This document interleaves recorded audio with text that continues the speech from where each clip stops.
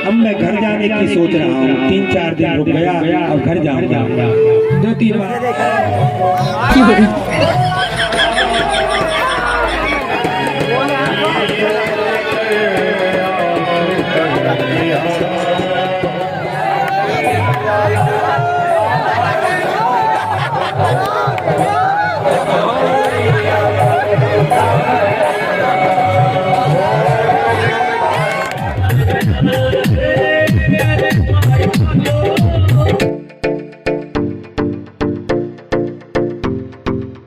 Hello मेरी crazy army guys, मैं हूं नीरज व्यास और आप देख रहे हैं नीरज व्यास ब्लॉग। गाइस आज की भागवत, आज हमारे यहाँ समापन है भागवत जी का। तो मैं आपसे एक ही रिक्वेस्ट करूंगा, फटाफट वीडियो को लाइक करके चैनल को सब्सक्राइब करो और दिन भर का फुल ब्लॉग एंजॉय करना। अभी हम चल रहे हैं भागवत जी की तरफ, क्या क्या हो रहा है वहाँ पे देखते हैं। तो भैया इन लोगों को ये देखो, भक्त लोग लगे हैं पूरे एक साथ। आज सेवा, आज तेरी बॉडी कम हो जाएगी, इसका मतलब है ना। हाँ जी, कौन कौन है तू? कौन है तू? कौन है तू? ये देखो भैया, भक्त लोग लगे हैं, भागवत जी का समापन। हाँ पायलट साहब ये क्या बोल रहा है? खोपड़ी तोड़ साले का, खोपड़ी तोड़ साले का। कौन? अरे तो तुमरी ले लूंगा, फिर इधर कौन लूंगा? साले का खोपड़ी तोड़ साले। बंद कर दिया ससुरा है। अरे जल्दी कर लो, उधर सुदामा चरित्र देख में चल रहे। गाइस द्वारपाल तलवार कुचाड़ाओ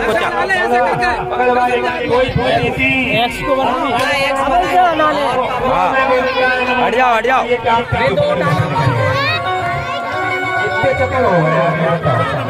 हट जाओ सब। किसी प्रकार से बगल वाले को फॉलो हो जाता है। सामने वाले की पूरी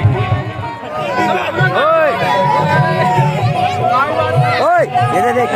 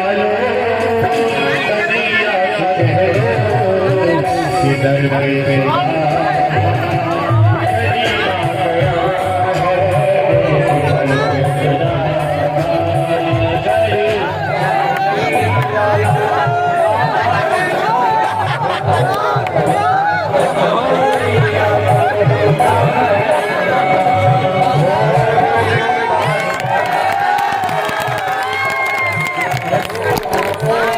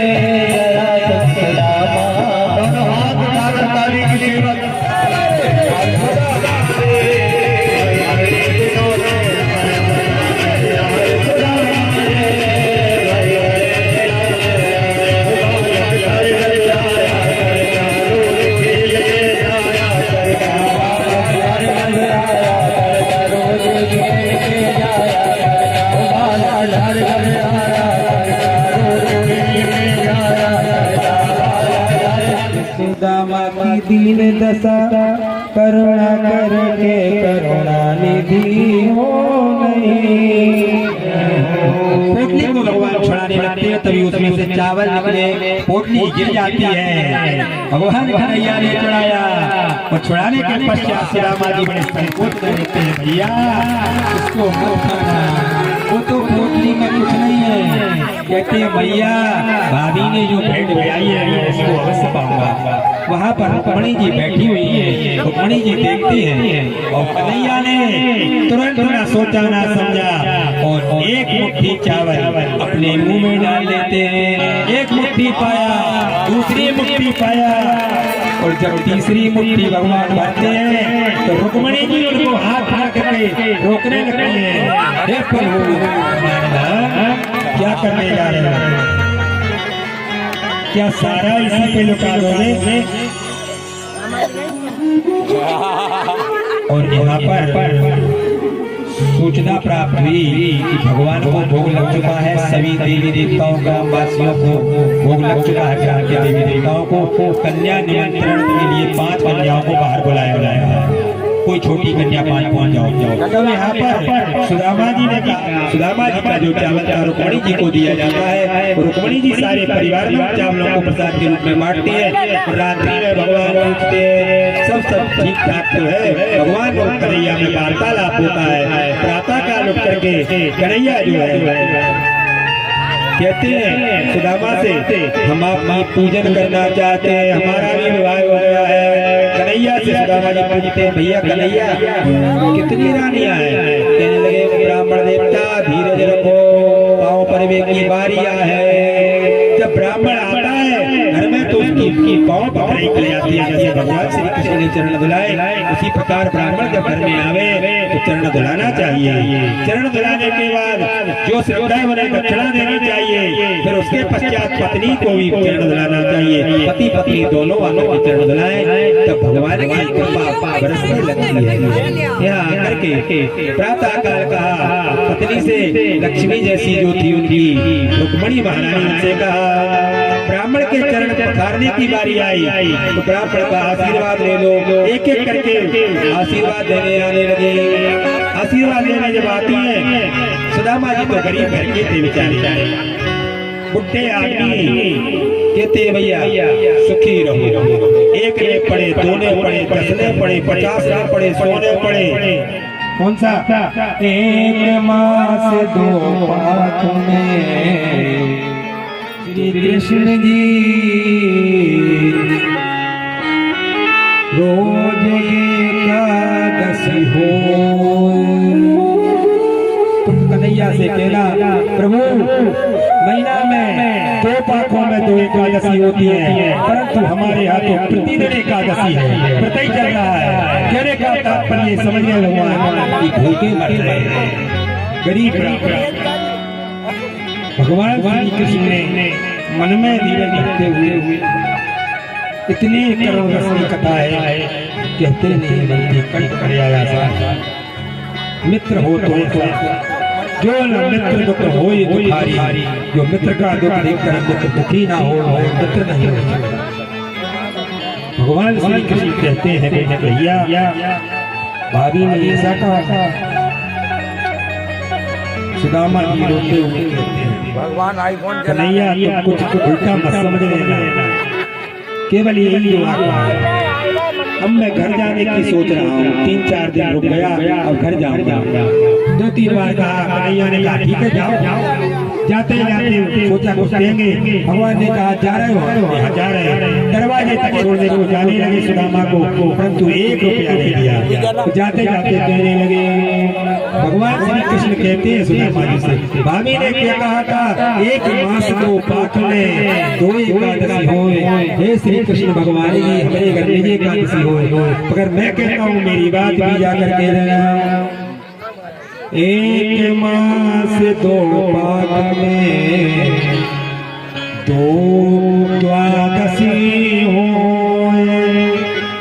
तेरे घर भाभी सुशीला निज निज द्वादशी होए। सुशीला से कह देना सुदामा जी महीना में तो एकादशी